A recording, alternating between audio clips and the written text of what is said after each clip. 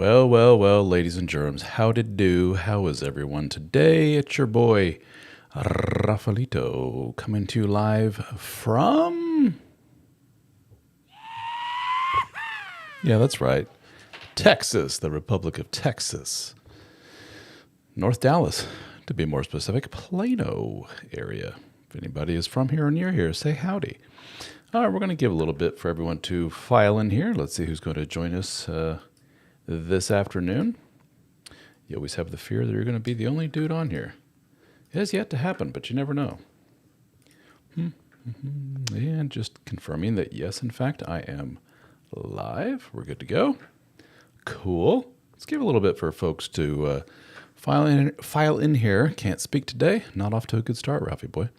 Give me a comment here if you could, please. Let me know where you are joining us from. Always good to see where everybody's at in the world. We typically have people from all over the place that join these. From have we had anybody from Asia? Yeah, we have. Cool. I think pretty much everywhere. South Africa, Australia, all over the U.S. We have our first comment here from Justin on YouTube who says, love DBF. DBF is the Dead Bedroom Fix. Check this out, ladies and germs. All right. Oh, man, I can't see. Well, bam. Huh? Look at that, huh? It's a graphic. And I just did a lot of work to put all this together, so hope you ladies appreciate this. The Dead Bedroom Fix is what Mr. Justin is referring to. It's a book I wrote years ago, and I came out with a second edition in 2020. Is there a third edition coming out? Maybe. Stay tuned, folks. But anywho, there's a picture of the book. You can learn more at deadbedroomfix.com, which will route you to our other site. What other site, Ralph? What are you talking about? Well, I'll tell you. We have a relatively new site out there called Help for Men, helpformen.com. We want this to be a resource for just what it sounds like. All things for dudes that are like, I need some help. If you're a dude who's married and it ain't going too well, and you would really like to improve it, you really don't want a divorce. You kind of see it going that way, but you'd really like to do all you can to save it. Or you're divorcing, and you're really having a hard time coping with it, and you're having a hard time, figuring out what to do, where to go next, and all this other fun stuff. You're already divorced, dating again, got that whole new wonderful world. We have guys, dead bedrooms from the book that I wrote years ago, The Dead Bedroom Fix, and everything in between. And when I say guys, I'm referring to a private group that we have, a private group for men. This is going to be an interesting one today. I'm just fumbling with all my words today. A private group for men only called, pardon me while I find the graphic here, well, bam, the HFM Brotherhood, the Help for Men Brotherhood. Private group that has lots of cool benefits. Yes, there is a cost involved. It comes out to be, if you pay on a monthly basis, it's less than $1 a day, folks. It's like the cost of, less than the cost of one of these. And what do you get for that? Access to myself and all the other coaches on the team. And when I say access, I mean in the form of a private discussion forums on Discord, on Facebook, private groups. No one can see that you're a part of it. Don't worry. And we've had tens of thousands of discussions started on there amongst our members, with the coaches, myself. In addition to that, if that's not enough interaction for you, we actually get together live via Zoom. Myself and the other coaches, we each of us host meetings about once a week. So it comes out to be about 2 to 4 meetings a week live. Meetings last anywhere from like an hour, 2 hours. And then those are face-to-face, if you will. We get to interact, ask questions, get on audio and talk to each other. And we talk about lots of cool stuff in those meetings. A lot of work is done in those meetings. And if you miss a meeting, no biggie. We record them all. And you can listen to them right from your phone. We make it so that we can take the audio feed from our meeting archive and shoot it right to your phone's podcast app. Along with, by the way, I didn't mention, you get all my books for free. And then another book written by one of our coaches, Austin, in PDF format. And all my books also come in audiobook format, which you can also listen to from your phone. What else do we have? We have coaching that's available to the general public through those coaches that I mentioned. Anybody off the street can go to helpformen.com, order coaching. If you're a member of our group, it's like half off. In addition to that, we get together in person for conferences, conferences and meetups. We get together once a year in the States. We'd like to increase the frequency of those, but we've already had 4 annual meetings. We will have the 5th one coming up. It's in Charleston, South Carolina. How cool is that? And Justin is asking if that replaced the Dead Bedroom Fraternity. You're mixing up a couple of words there. Did that replace the DSO fraternity, which stands for Dad Starting Over? Yes, we renamed the all of our business, if you will. Coaching, the private groups, the books. Coming soon, we're going to redo the video courses. All of those will be sold under the Help for Men umbrella. Help for Men is kind of the hub of everything. Dad Starting Over is still around. Obviously, you're watching this on the Dad Starting Over channel, right? YouTube, Facebook, Twitter, wherever. Dad Starting Over is now part of the Help for Men network. And we are looking for other influencers or content creators, probably a better word, who want to come into the fold. And the more you help grow our group, the more we will reward you monetarily. You get to split some of the fees, the member fees. We will split those with you 50-50. So coming soon, we're going to have a little partner sign up for anybody who wants to help promote our group, make a few bucks on the side, join our group, all that fun stuff. So enough of that. Let's go back to, shall we? Let's go back to the Help for Men logo, helpformen.com. We have Mr. Volume 8 Studios from YouTube. Is from Puerto Rico. Hola, Volume 8 Studios. Or should I say, how do you say volume in Espanol? Volume ocho. Volumo? My mother's from Spain. You'd think I would know this. I don't. I don't speak Spanish. I can read it okay enough to maybe fool people, but yeah, I know enough to be dangerous in terms of people around me are talking. I can pick up enough to know in general what they're saying, but I miss a lot of it. So if you're going to ask me, hey, Ralph, you speak Spanish? No, I don't. And my wife is German. And no, I don't speak German either. I have my wife and I have she's my second wife, by the way, in case you're wondering. I have a 3-year-old child together. That 3-year-old child is bilingual. She speaks German and English fluently. She has one up on me. How sad is that? I guess I better start learning something, huh? Maybe German, so I can speak to my wife and daughter so they don't talk behind my back. Yeah, wife speaks English too, in case that wasn't obvious. What else, guys? So welcome, everyone. Welcome, welcome. I'm doing this vertically. Hey, you guys, so far we have Justin and Volume 8 Studios who joining on YouTube. Just curious, are you seeing this on the YouTube Shorts? Supposedly, if you do a vertical like this, it shows up in the Shorts feed. So we may have more folks that see me if you're on the Shorts feed and you're scanning through and you see my dumb bald head on doing a live and you're clicking in and joining us. Hey, welcome. Let me know. I would love to know. So this is just another way of reaching the masses. YouTube, keeps sending out things saying, please go live vertically, please. They're trying to grow that, I guess, to compete with the TikToks and Facebooks and all that other stuff. So here we are. I am simulcasting this, if you will, on YouTube, Facebook, where else? Twitter. We don't have much in the way of folks joining us so far. I'm going to refresh the screen, make sure everything is cool.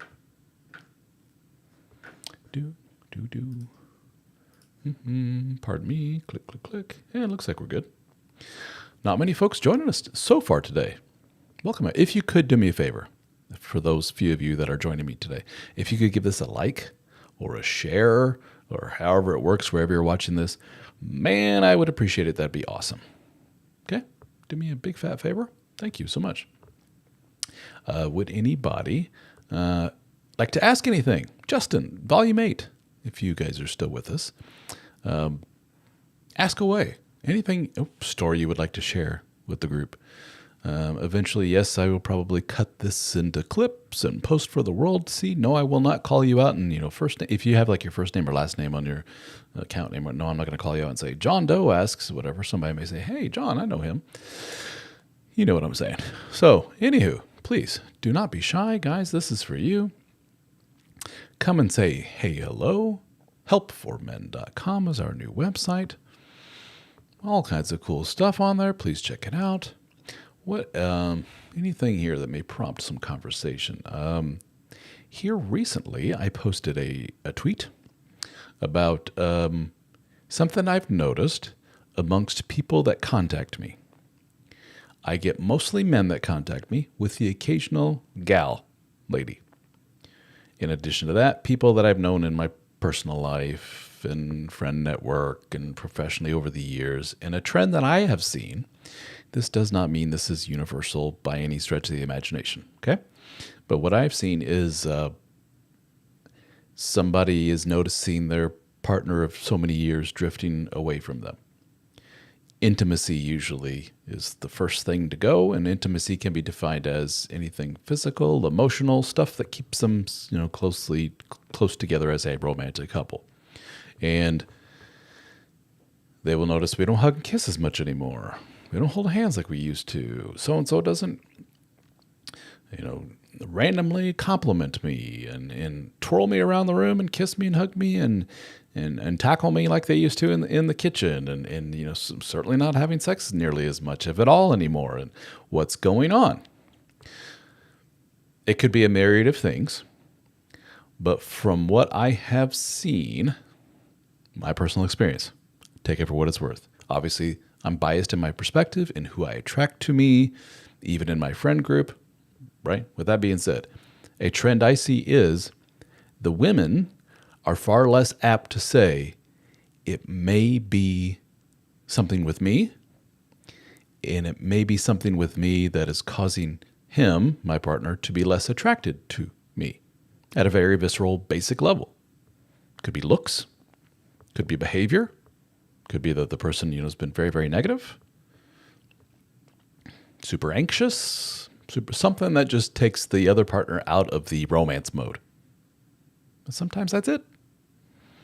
And it seems that the men that I speak to, let's qualify it, the men that I speak to, I don't speak to every dude in the world. That may surprise you. They are very quick to go, what did I do? How do I fix it? This sucks. Wife has checked out. Oh, shit. Maybe there's, some visceral reason why she doesn't like me too much anymore. Something physically wrong with me. A lot of men go there. Something I did. Is it because I lost my job 6 months ago? It took me forever to get a new one. Is that it? And on and on and on and on. While a lot of the women that are, again, attracted to me and my material, I shouldn't say attracted, you know what I mean, that come to me, my material, watch my stuff, react to it, comment on it, and then in turn reach out to me via message. Hey, Ralph, I'm noticing my spouse seems to be very distant from me. I have checked their phone. I have done this and this, blah, blah, blah, blah, blah. They start rattling off outside reasons, such as, maybe it's the porn he's watching. Maybe it's that secretary at work that makes, eyes at him, I've noticed. Maybe there's something more there that I'm not aware of. And on and on and on. Outside stuff seems to be what a lot of these ladies default to. And they seem to have a very difficult time when I go, sorry, Candace, but maybe he's just not attracted to you anymore. Is there something that has happened? Here we go. Gonna hurt some feelings here. But let's be honest here. Men or women both, this applies. Have you physically changed a lot in recent memory? Gained a lot of weight is the most obvious one. There's something happened to you, illness or something otherwise, which has caused you to be objectively less attractive than what you were before. Somebody who was very, very ill and was unable to move, can't bathe themselves very well, whatever it may be, objectively is kind of like, ugh, and then maybe like, hey, what the heck? What's up with person not touching me anymore? From what I've seen, again, just my audience, it seems the men are the first to say, well, it's because I'm a gross, fat, unbathed slob. That's why. And the women, on the other hand, are like, I don't get it. And I'm over there like, what do you mean you don't get it? What do you guys think? Do you see that in your world as well? Now, I posted this, and a lot of women came back and totally, I'm not discounting their perspective at all, but their perspective is one of what they've always seen themselves as being very self-deprecating, always trying to look the best, always doubting their looks. Oh my gosh, I'm getting older. No one will like me anymore, et cetera, et cetera. So to hear somebody like me say, a lot of women aren't, the first to point to themselves as the cause of less, obvious attraction from their spouse, made those women sit up and take notice and go, how dare you? Not what I see at all. Okay, cool. Just what I see. Why do I see that dynamic so much? Well, people that are attracted to my material tend to be anxious dudes. Anxious dudes with the old anxious attachment. They're chasing after the wife. They're trying to pursue the wife. They're consistently trying to win favor of the wife, trying to always do things to keep the relationship bond tight between he and the wife. They don't like that distance. And when they feel that something distancing, even if it's like a healthy distance, independence, she has her hobby, I have mine, even when they have that, the men are like, I tend to attract those because of the book I wrote, The Dead Bedroom Fix. Let me put that up here so people can see. Because of this book that I wrote, hell, it's right in the title, Fix. You know, we say men tend to be fixers. Well, when it comes to the relationship and the relationship dynamic and trying to keep you two together, anxious dudes are super fixers in that way. They really apply that fixing mentality to the relationship in a big, big, big way. So I write this book going, hey, sexless marriage, right? Here's a potential fix. Here's the dead bedroom fix. And these men take notice, and they bought thousands and thousands and thousands of copies of this. Thank you very much, men, by the way. And then they come follow me on social media, join my group, and on and on. So if that man is with a gal, that gal tends to be, not always, tends to be the polar opposite in some ways. In the polar opposite in the attachment style way, temperament, whatever you want to call it, is they're very avoidant in nature. God, get away from me. Ooh, I don't think so. So those ladies, it could be argued, are less apt to apply the same kind of criteria to keeping the relationship together. He's not doing anything anymore. It can't be me, kind of attitude. Blanket statement. Here we go. Going to piss people off. Avoidant people, from what I've seen, there's degrees to it. Let's say super avoidant people. We all know them. Men tend to be more so than women, but obviously that's not always the case. Men or women both, super avoidant, tend not to be the best romantic partners at all. Because to be a good romantic partner long term requires work.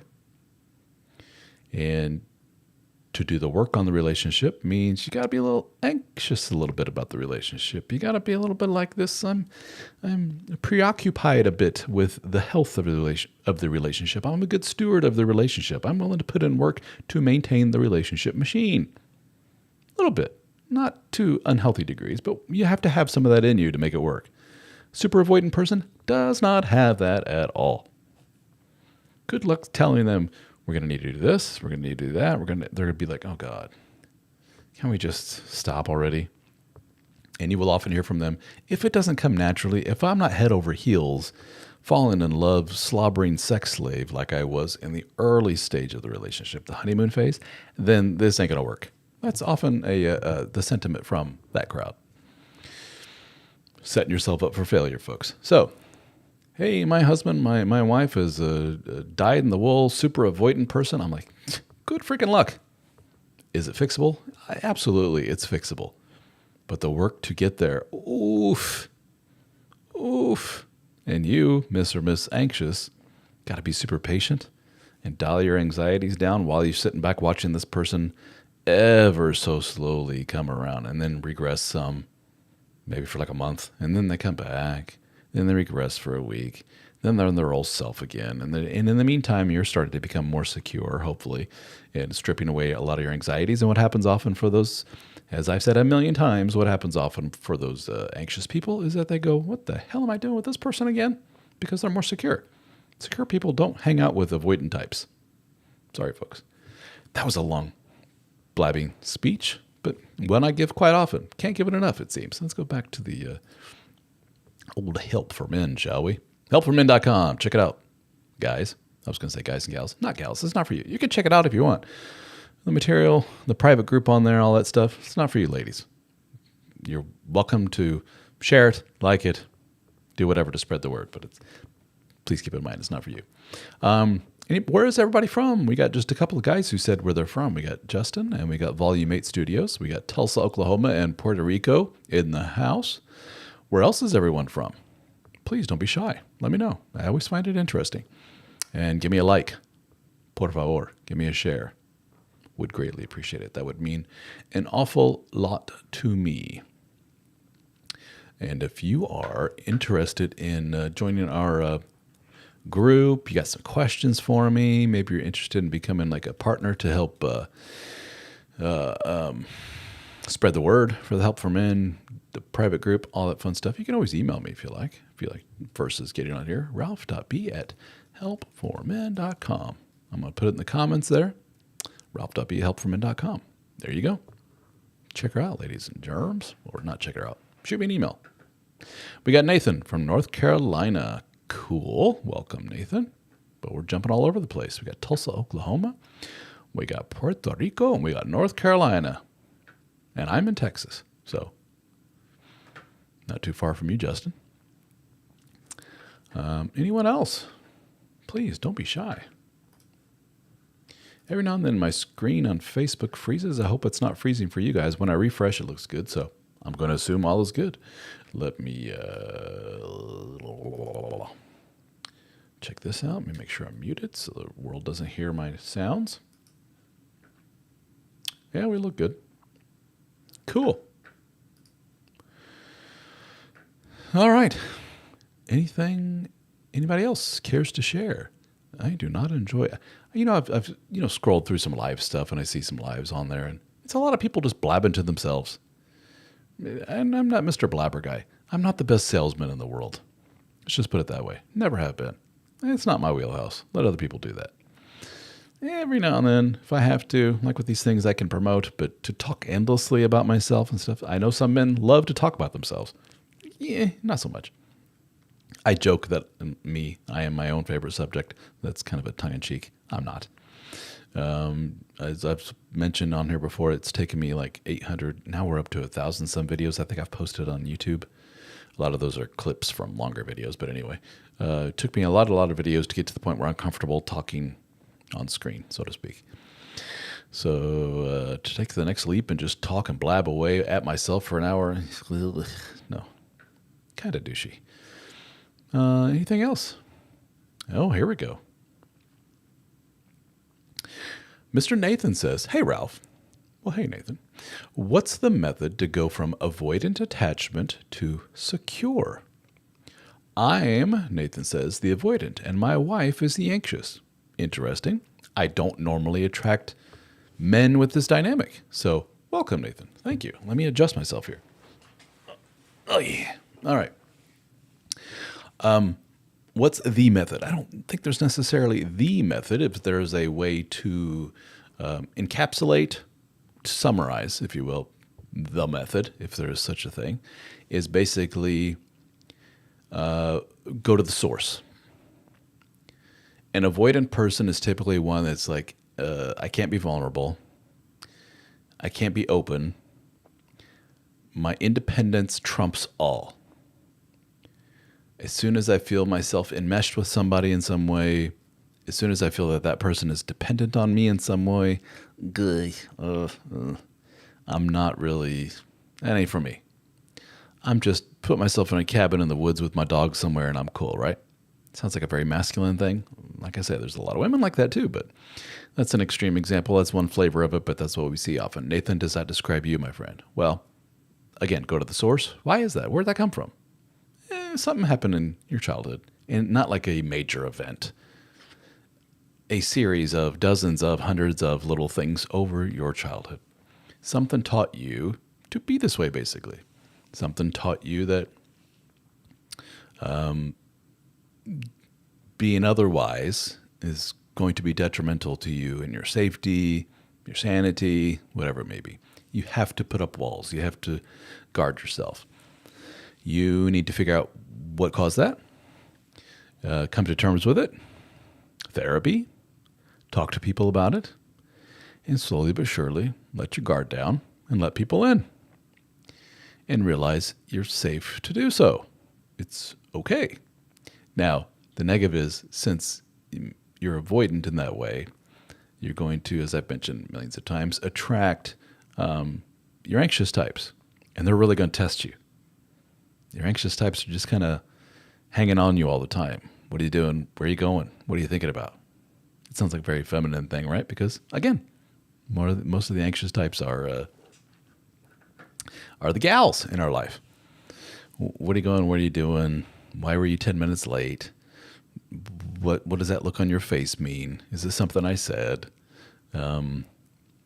Does this make me look fat? The other day somebody said this to me and it really hurt my feelings. Is it true? And on and on and on to the point where you're just like, oh, I'm going to go away for a while. I'll be back. Where are you going? I don't know, but not here. If it sounds like I'm speaking from experience, that was the dynamic that I saw quite a bit in my childhood. My dad, this is my mom, dad, by the way. My dad wasn't a full-fledged avoidant person. He was open with his feelings, somewhat. He was loving. He was Mr. Hug and Kiss. He was all those things, but he had a point where he reached his tipping point of, I think I'm done here. Or not done. I need a break here. That's probably more apt. And would take off. And I often joke, I've been writing for years about this dynamic I saw growing up. Dad would leave and be gone for like 4 hours. Where? Hardware store for 4 hours. I went with him sometimes, and it wasn't just hardware store. It was go here, go there, go there, go there, go there. And it was all nonsense, just hanging out, escaping from home, being by himself, away from the anxious missus, basically. Does that sound like you, Mr. Nathan? Just curious. Are you nodding while I'm saying this, or are you like, that's not really me? So get to the origin of it. Get to the point where you feel safe via therapy, something similar to, probably need to talk to somebody about it.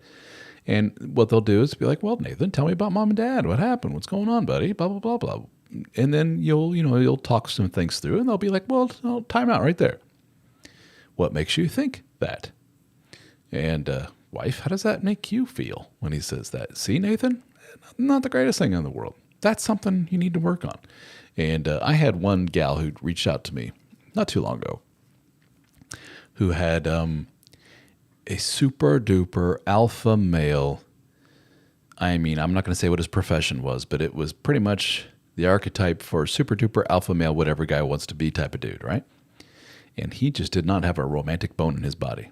He went from A to Z. He went from sitting on the couch to do nothing to let's do it, and nothing in between.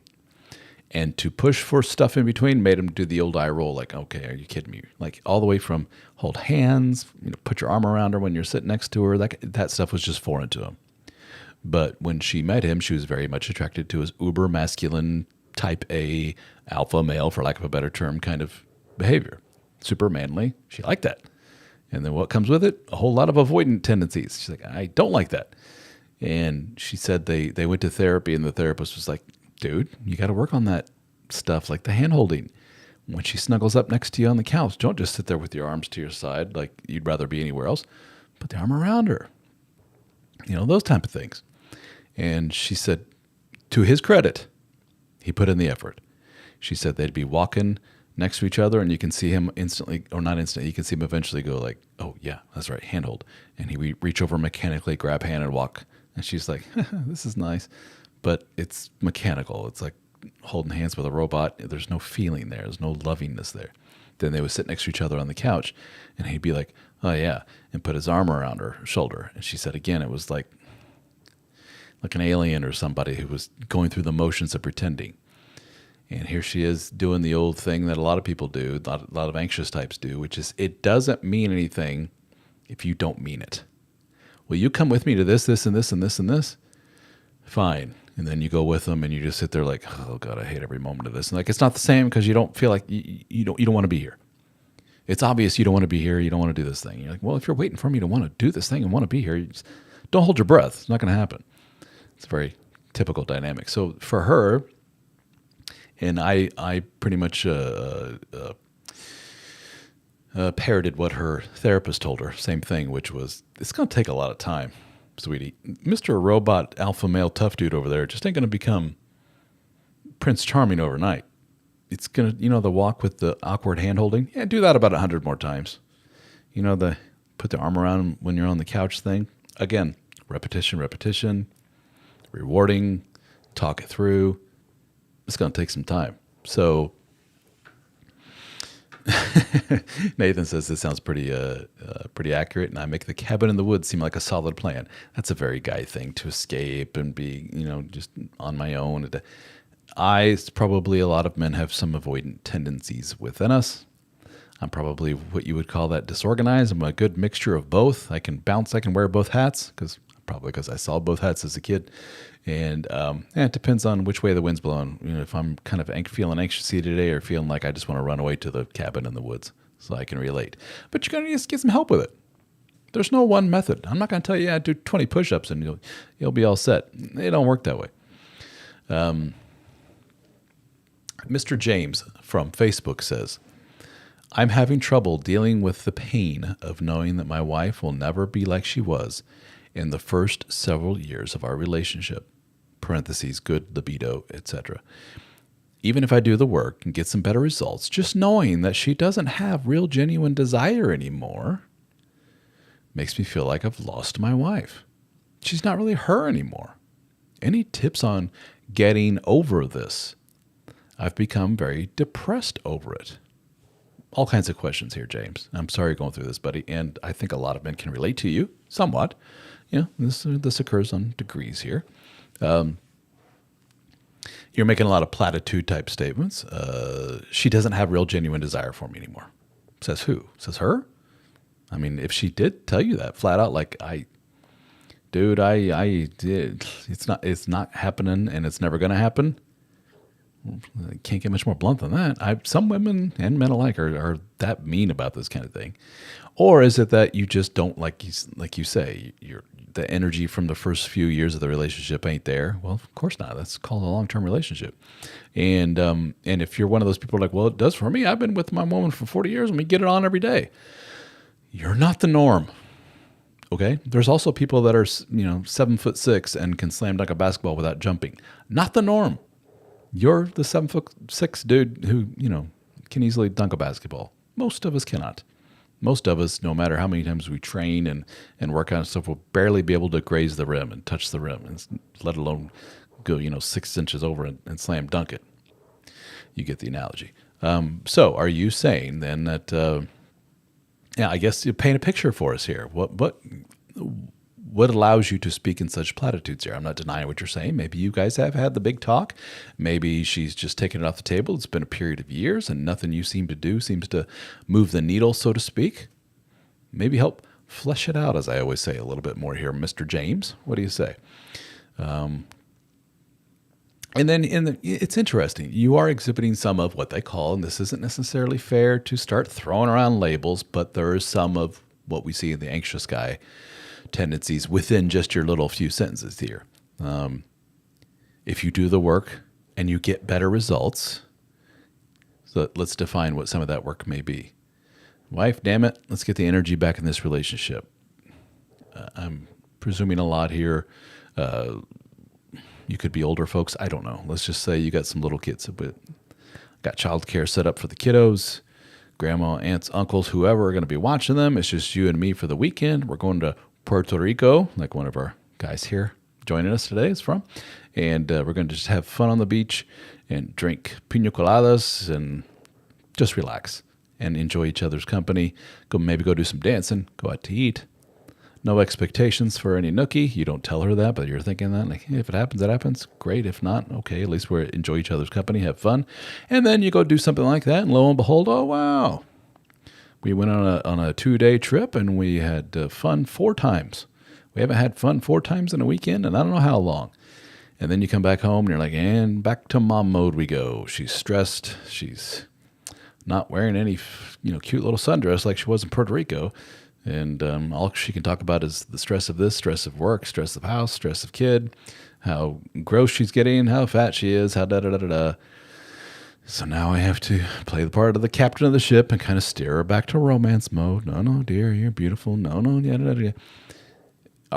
Is any of that ringing a bell? And are you depressed over the fact that it now takes work, all that stuff I mentioned, to get a rise out of your gal for what used to be so simple in the early stage? Because in the early stage, if you're like most guys, it's like, hey, honey, I'm home, and wham, bam, thank you, ma'am, here we go. This is fun. Woohoo, I feel like a king. Now it's set up the trip to Puerto Rico. Spend the thousands of dollars, yada, yada, blah, blah, blah. You know, the drill.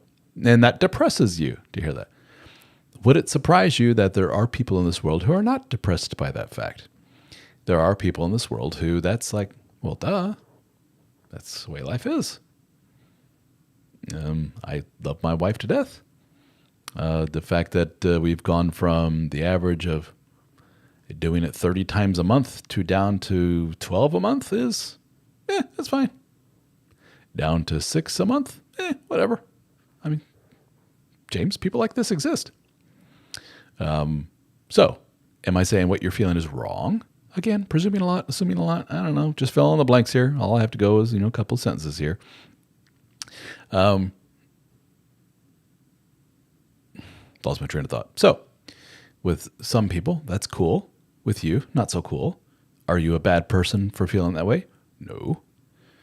You're just wired to want that connection at a more visceral, heightened level for an extended period of time. Maybe, James, the writing is on the wall and you're trying to shoehorn yourself your square peg round hole. I, James, am the square peg.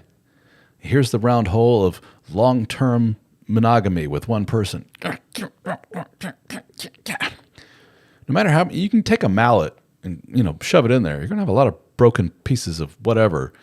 And eventually you're going to get the hint of, maybe I need to stop whacking and maybe I need to find a square hole that I fit into. Maybe, James, the easiest solution for you and other guys like you is on to plan B. Horrible of me to say, I know.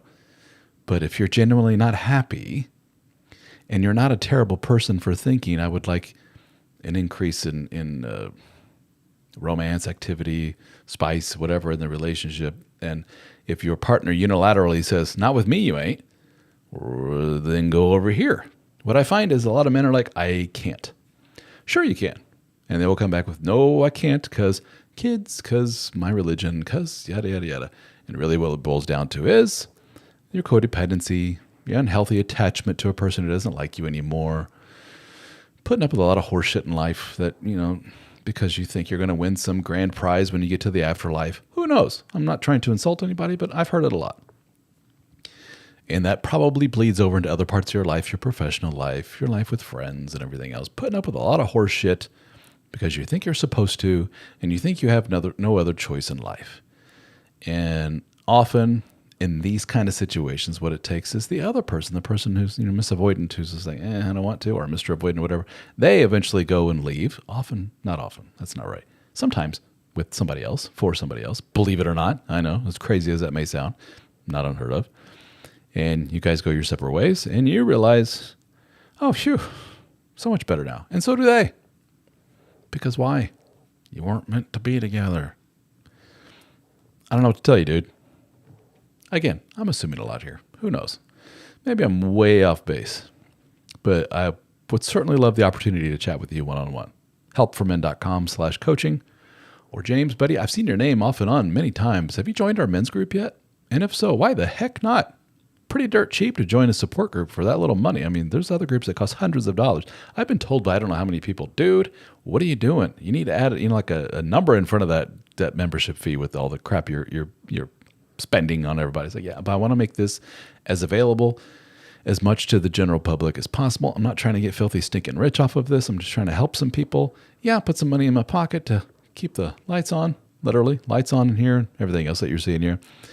But I like to reach a lot more Jameses out there and help you out. And to James, I think the group would be ideal for you. Give it a shot for a month or two. If you don't like it, you just quit. But I think this type of stuff you're asking, what if you got feedback from 1,000 different guys, or hundreds of different guys at once from all over the world? That's what the group's about. When you get on a live meeting and you chat myself and one of the other coaches one-on-one and you put a plan together. That's what the group's all about, dude. Give it a shot. Mr. Guitar God 365, welcome back, says, James probably hearing, quote, I don't think about it when bringing up sex talk at all.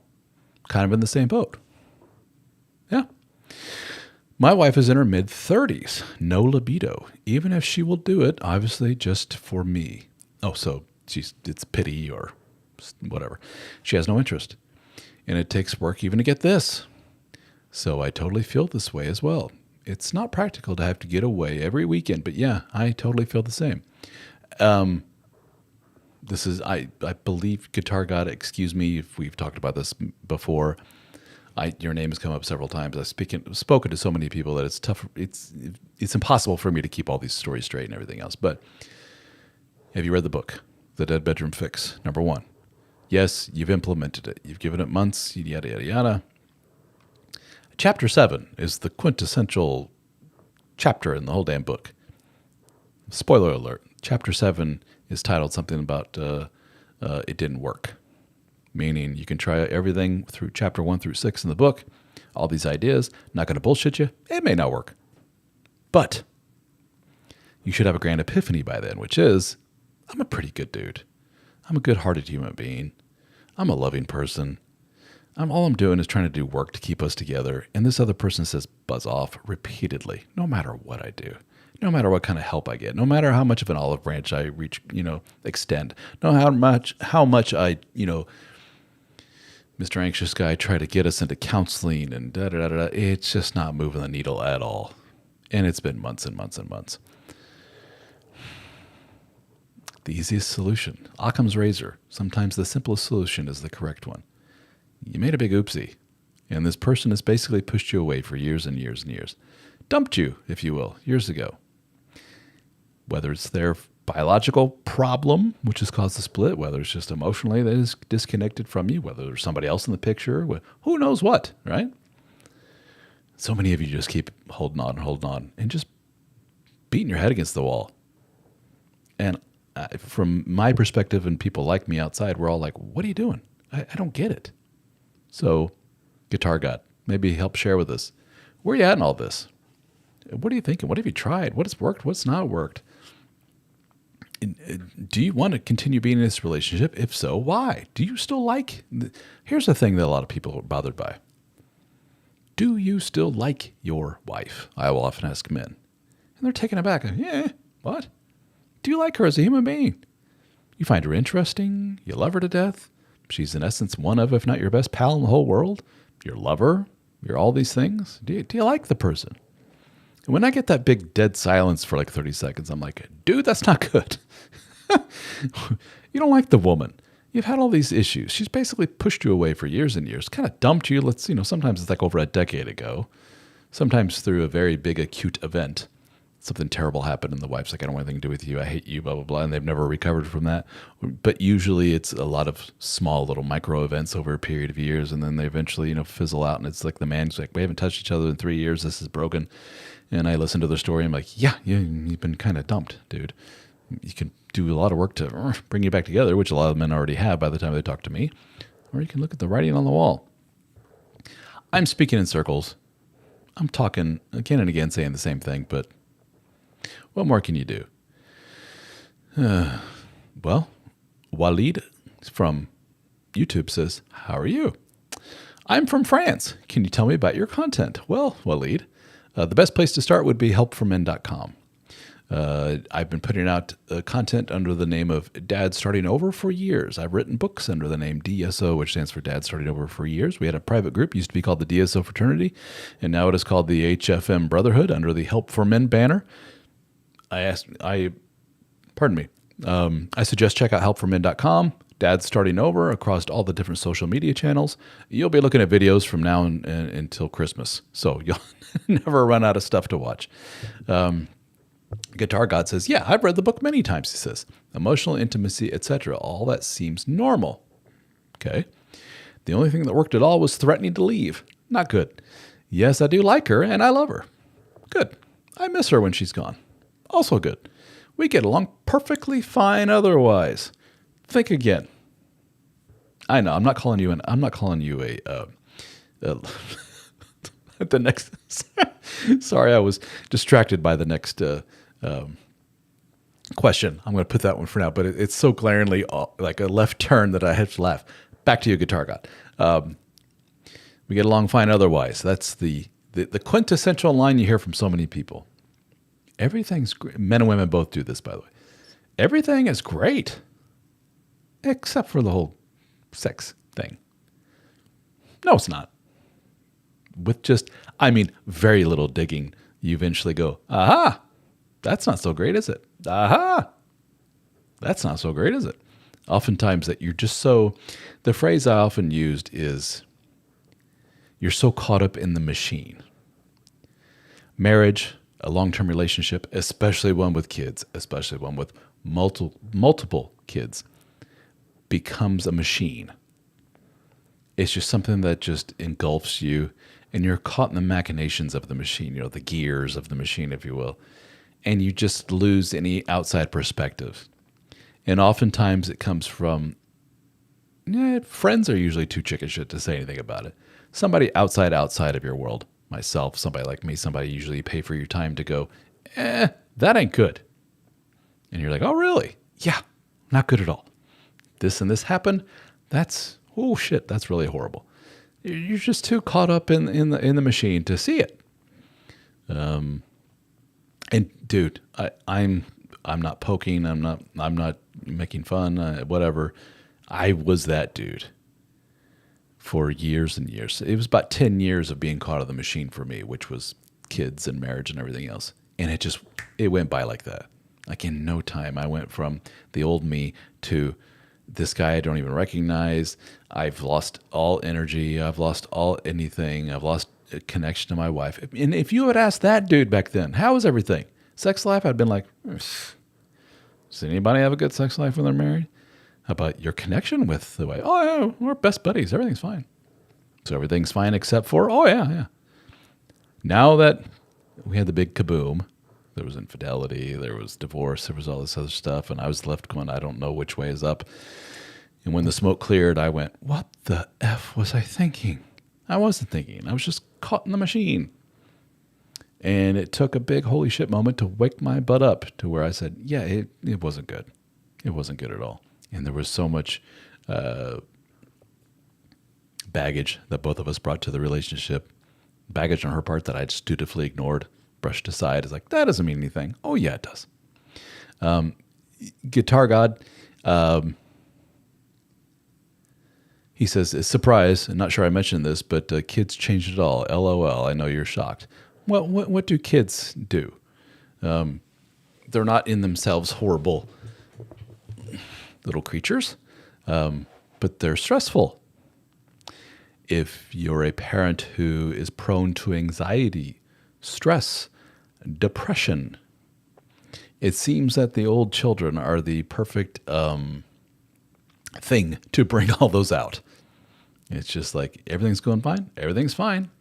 It's like, I notice you have in your DNA some tendencies toward anxiety, depression, and being stressed out and everything else, right? Yeah. And you've been able to keep all that dormant for a while now. For the most part, it sprouts up every now and then. Oh yeah, well, watch this. And you throw the grenade of kids and kaboom, it all comes out. And the other spouse is just like, who is this person? If a lot of guys can relate to this, there's good reason why. Women have a tendency towards anxiety, depression, and negative thought more so than men do. Just one of our little biological quirks as human beings. Why? Oh, we can point to, hormonal makeup and so forth. They're much more estrogen sensitive than we are, et cetera, et cetera. If I gave you a syringe full of estrogen, super physiological level for the next couple of months, you probably relate to her mindset a lot more so. You'd start crying at different things. You'd be overstressed. You'd start ruminating to an unhealthy degree, and so on and so forth. But anywho, so somebody threw the grenade in the room. Some people handle that just fine. They're just like, it's tough, it's stressful, but my makeup is such that I'm able to deal with it, and I handle it, and my connection to my spouse does not waver. Interesting, isn't it? Some people are lucky that way, and it sounds like your spouse may not have been. So what do you do about that? Well, from what I've seen, it takes somebody or somebodies, multiple somebodies, outside of your world, outside of your marriage, to go, honey, you need some help. Whether that's a female family member, female friend, therapist, somebody at work, honey, you need some help. In the form of, oh, that's not good. What you're talking about with you and your husband. Oh, no. Mm-mm. Nope, that happened to my aunt so-and-so, and now they're divorced. No, here's what we're going to do. We're going to get you away from the kids and let me watch them, and I'll you and your husband go away, that kind of active, extended network, family, whatever, that we all used to have. much more commonly than what we have now. It seems like all of us these days pick up and move across country for some career opportunity, and we leave all that extended family and friend network behind, and we start over somewhere else, and it'll be fine. And then, oh shit, we're stressed out, lost job, and now what? I hear that one a lot. But it takes some outside help. Another example of the it takes outside help that I often quote, and my wife and I did a little chat about this at the last annual gathering that we had for our men's group. We call our annual gatherings in the States Brofest, just as a purposely douchey, tongue-in-cheek kind of thing. Yeah, Brofest. And she and I got up there, and for those that don't know, my wife is a medical doctor. In addition to that, she is not American. She's from Germany. German. She's half Indian, German-born doctor. And she's pretty well versed in the world of hormonal treatments, and specifically for women. She's done a lot of research on that because she is 43 years of age now. The old perimenopause is coming, and she wants to be proactive and hit the ground running and avoid a lot of the stuff that happens, bad stuff that happens when the old hormones get dialed down. And one of the bad things that happens is the libido, sex drive, your overall feeling of youthfulness, health, and everything that goes with it. So we have all these men listening to my wife going, Ralph, how did you get your wife to think this way about the hormonal replacement therapy and being proactive and staying connected to you? And I say, dude, I would love to say it's all me and how awesome I am. And no.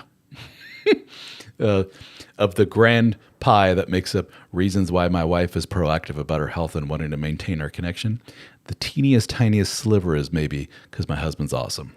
I'm just being awesome. I'm just being honest, guys. Probably the big part of it is culture. Her mother has been on hormonal replacement therapy for years. She's in her late 70s now, still on it.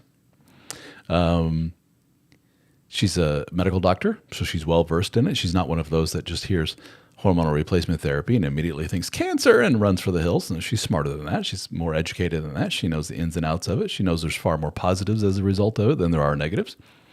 In addition to that, she has surrounded herself. We talked about culture of her childhood and background and family, but she also has her culture of her immediate social group. So she's surrounded by nurses, other doctors, and everybody else who's also well versed in it.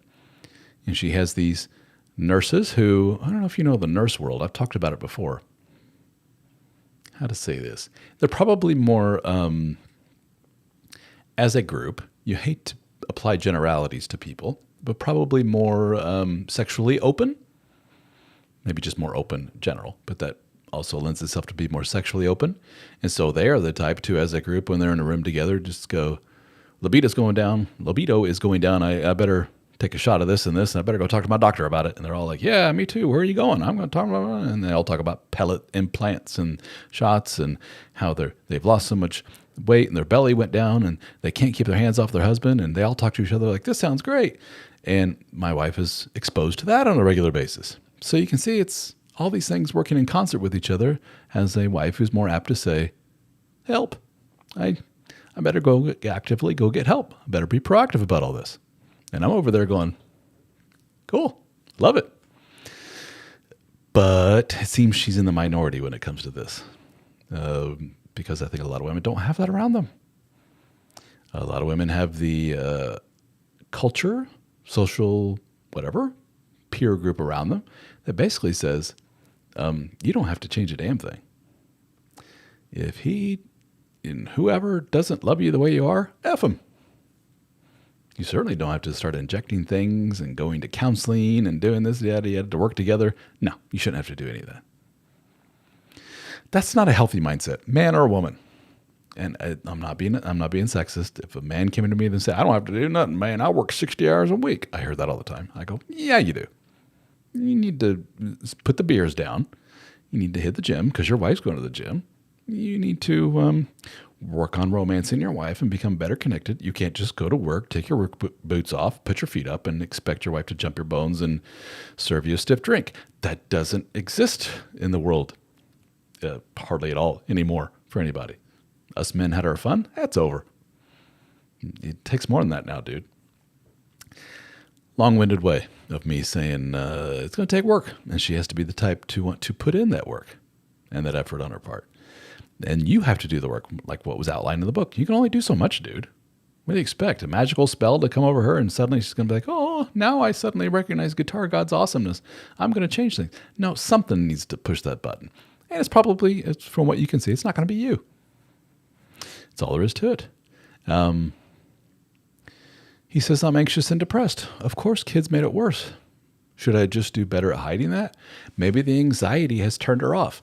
That, my friend, is a very anxious take on your part. Maybe I should stop being me. Maybe I should hide things because it's turning her off because mommy's not giving me the sex anymore. You have wrapped a lot of your mental health, is that not the word? You've laid a lot of the weight of your own personal mental health and well-being and emotional well-being on the shoulders of this one woman. She doesn't give me nookie, so I'm anxious and depressed. While your overall sentiment should be, my wife just doesn't want to give me nookie anymore. What's up with you, wife? That's kind of weird because obviously Guitar God, 365, I'm a cool dude here. Look at all this shit I do and yada, yada, yada. You don't want to do that anymore? Huh, that sucks. Well, are you, wife, willing to work on this? You see all the shit I'm doing? No? Oh. Well, then maybe we should do something else.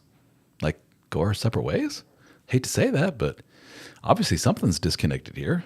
And it sounds like you got kind of an issue here. Hate to be real brazen about it. And by the way, what I just said in 10 seconds, that's like a multi-month, if not year kind of effort to bring you together. But eventually you're going to come to the healthy version of the talk. What do you say, your wife? It is during that talk that some are surprised. And, I'm trying to remember, was that you that said the only connection you had? Oh, the only thing that worked was threatening to leave. I've had some guys that repeatedly go through that threaten to leave, what is it called? Hysterical bonding phase, like 6 times in a row.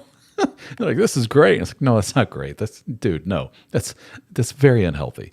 Like, I'm going to leave you. I'm going to go get me a girlfriend. I'm cheating on you. Okay, I love you again. Yay. And then it dissipates again. And then he's like, oh shit, time to ramp up the awfulness again. Here, I'm about to pack my bag. I'm leaving. No, I love you again. Yay. And then for years they do this. It's like, dude, no. Writing's on the wall. This is a very unhealthy dynamic that you have between the two of you. And that old hysterical bonding phase, that's a very real human tendency, very real human characteristic. There's a threat to our bond as two mates, especially after kids. It's like a subconscious thing. This isn't like a conscious thought process, but it's like the body goes into overdrive. What can I do to keep my partner around? I know, do things in the bedroom. Men and women both kind of do this, and it's not healthy. So ultimately, Guitar God, what is it you want? What do you want, dude? Can you realistically get there with wifey? If you went to her and said, this just ain't working, obviously we're very mismatched. I love you, wife. Here's a version of the healthy talk. I love you, wife. I really do. Otherwise, I wouldn't be with you. Otherwise, I wouldn't have married you. But you have to admit, wife, that the physical dynamic that we have between the two of us is very unhealthy. And it's got to the point where I'm very anxious and almost depressed about this. Because it's to be rejected repeatedly by the woman you love, it's really hurtful. So as you can see, I'm not just talking out my ass. I've tried things. I did this and this. I got my ass in shape. I've been more attentive. I'm not slacking at all around the home. I'm doing all these things. I'm basically feeling like a plow horse doing all this shit just to try to get a bit of a crumb of attention from my wife. And I finally realized, what am I doing? Something's broken here. So what do you think, wife? Are you willing to kind of work together to figure out what's broken here? And I don't mean jump into bed right now. No, we're not there yet. It takes a lot to get to that point. We're not even close to being there yet. So I'm taking that off the table. But are you willing to kind of come together and figure out what the F's going on here? If not, I love you, but sorry, this ain't going to work for me. If you are willing to work, I'm willing to get dirty. Okay, maybe that's the wrong term. I'm willing to put in the effort, put in the time, as long as I see you also putting in the time and effort into this and not just calling it in. This ain't gonna be easy. Are you willing to get to it? You and me? Huh? What do you say? That kind of energy. And she may say, go F yourself. Or she may do what a lot of men fear and a lot of men get is the old shoulder slump going, yeah, I've thought a lot about this too. And I'm sorry. I love you, but no, I've been thinking about this for a while. It's not going to work. And the man's like, holy shit, I didn't see that coming. I thought she would grovel and cry and everything else. But sometimes the woman's like, I'm glad you brought that up because no, I don't want to be with you anymore. And you can make this as amicable as you want. I don't know, dude. From where I sit, what's the alternative?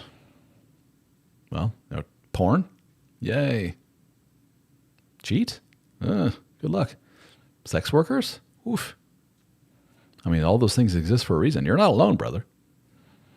So what you gonna do about it?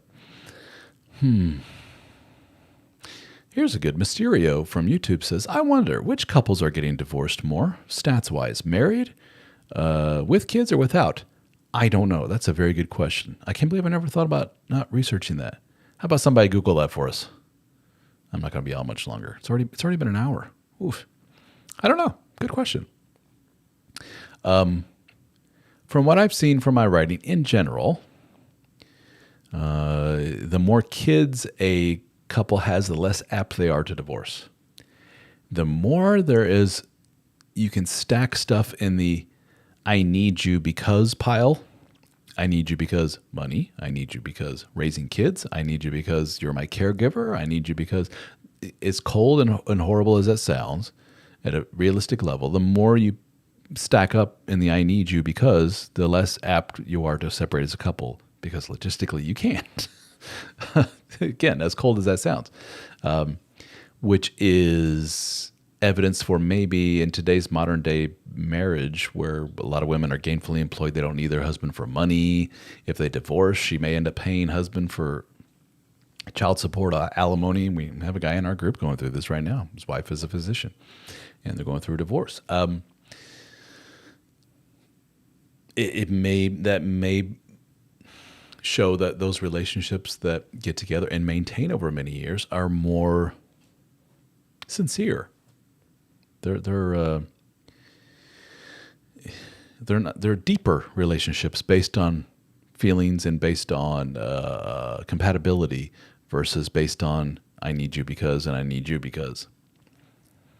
So if you strip away a lot of the need and you're still together as a couple, congrats. You found a very good match for you. You found your quote unquote soulmate, if you believe in that sort of thing. But if you're together because I got 6 kids, I can't leave. She got a cancer diagnosis last year and she needs me. But if it wasn't for that, I'd be out of here. If it wasn't for the kids, I'd be gone. If it wasn't for, not a good foundation for a relationship, is it? But that's foundation for a lot of people, as sad as that may be. Dalin from YouTube says, I appreciate this live. And I appreciate you, Dalin, for watching it. Thank you so much. That means a lot to me. Thank you very much. Trying this new vertical thing on YouTube. Apparently, if you do this, it shows up on the YouTube Shorts feed. So if you guys that are cycling through the YouTube Shorts, the quick little video clips that are vertical, you may see occasionally one that's like Ralph's Live. Something that people then click on that, watch the live, and voila. Not certain how many. Does it tell me how many people are on here? No, it does not. But anyway, thank you also very much for joining me this Tuesday afternoon. Helpformen.com, as the little thingy down there says. Appreciate it a great deal if you could check that out. That'd mean a lot to me. If you could like this, if you could share this.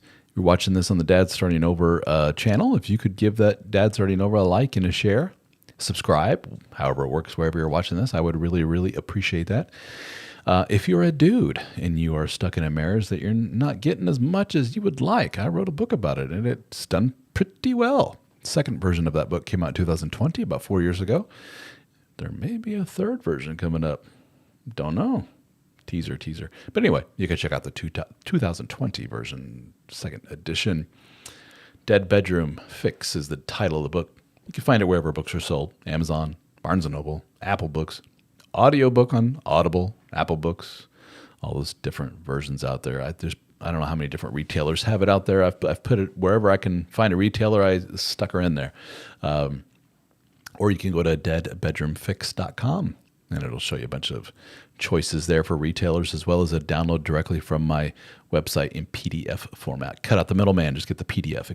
Then it's just an electronic file. You don't have an actual book. It's not on your reader.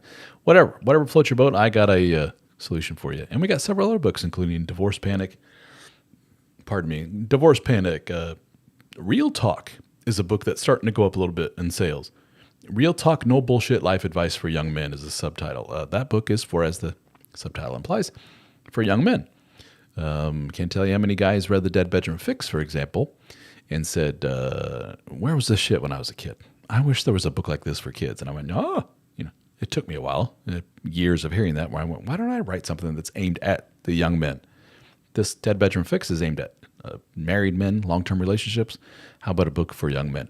And I wrote it. And apparently people like it. I had a really nice review from a gal who was a mother and said the book brought her to tears because it made her more empathetic to the plight of her young man and realized what he's going through. And she was so glad that there was a book she could give to her sons and say, here you go.